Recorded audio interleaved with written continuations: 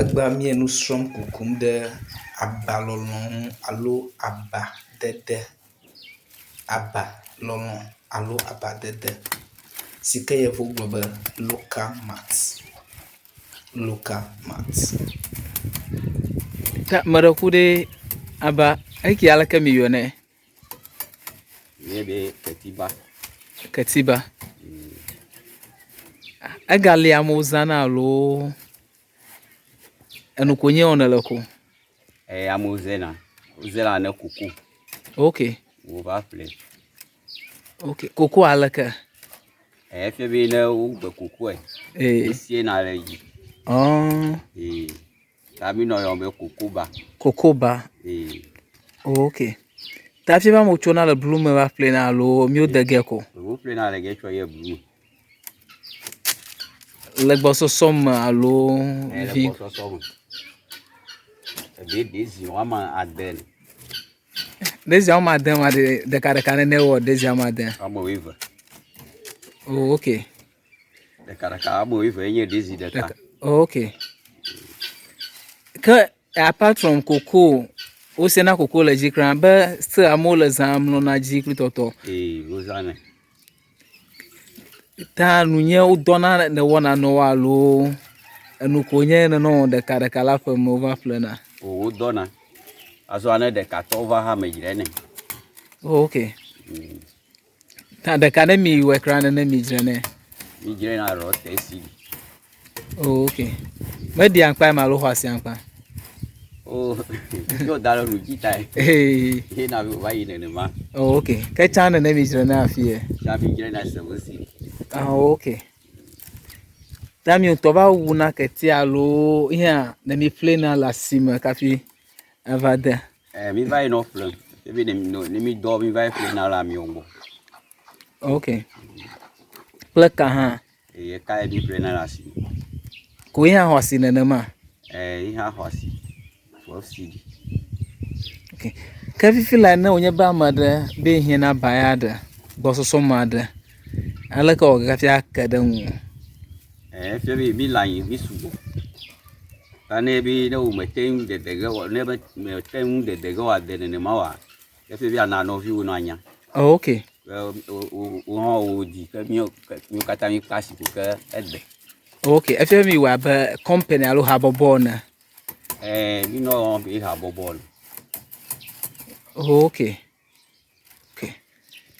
Ta fifi la mi gbogi ale ko yo na. Dabala botu akwe. Dabala botu akwe. Oh, okay. Ke no nye ba ma de abiale magle o hie na gbososo ma de. Ale ka o wa academy o no nye ba mi va dabala botu akwe ko le mi kpoga alo. Kekele mi o. Oh, okay. Ta na mi va dabala botu akwe yo be le ge o jana ketiba le. Alo ketiba lolo. Ko le mi kpoga. Oh, okay. Aka apart from abadede alo abalɔlɔ aleko gble abalɔlɔ alo abadede. Abalɔlɔ. Okay, apart from abalɔlɔ do bubu ade ke mele ne ga wona. Oh, do bubu yo la ha mi te ye na agble me ro mi die na ruki mi lo na kusi ha. Okay. Ami lo na kusi ha ko ina simalo azana pama. Mi le na ko yasi. Oh, okay. Ko ha wona nu amo no plema. Mi ko yasi mo ko ple. Ple o zana le tomatoes ple mon. Mi keke hi o kwa. O zana le tomatoes ple sabala claque di cha nu mo kata fi o ple na ko die me ko ju. Okay. Aka kama fie be na season me do a fie mi we no.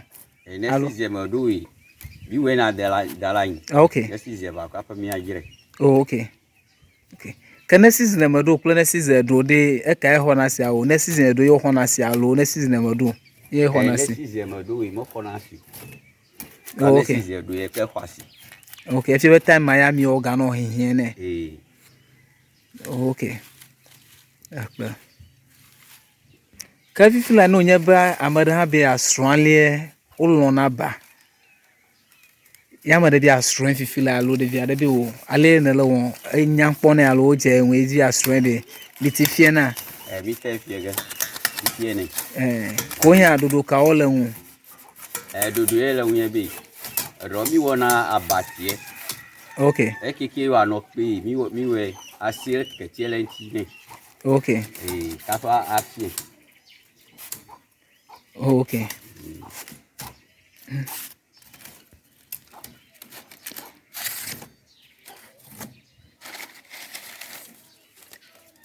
Ke abaki ala ko na because when you ban call aba osi vovo e do ban ka ava nkanka hin. We be avaba. Avaba. Okay. Kafa kekiba. Oh, okay. Avaba enye kukuto la. Oh, okay. Enye kukoto la. Enye no kukusi ele. Oh, okay. Ta vo to ma le me ma. Ase ava to enye ke ekeke. Ye ketito enye vinvi to lele. Oh, okay. Ta ye o fle na o dona ji han ketito. Oh, okay. Aka ava to e mu dona ji o. Koko ko se na reji. Oh, okay. Able ha o se na able ha reji. Oh, okay.